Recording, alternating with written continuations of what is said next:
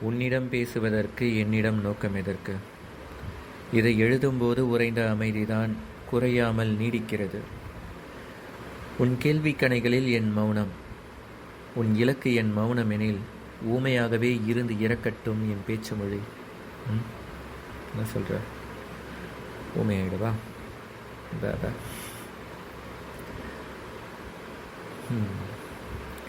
எந்த பதில் கூறினாலும் நம் மனம் ஏற்கப் போவதில்லை. எந்த பதில் கூறினாலும் நம் மனம் ஏற்கப் போவதில்லை. எந்த நோக்கமும் இல்லை என கூறினாலும் நம் மனம் ஏற்கப் போவதில்லை. What's your intention? What's your intention? நோக்கத்தோடு மட்டும் பழக நான் யார்? நேரம் போக்க நான் யார்? தெரியல எனக்கு. புரியலையா உனக்கு?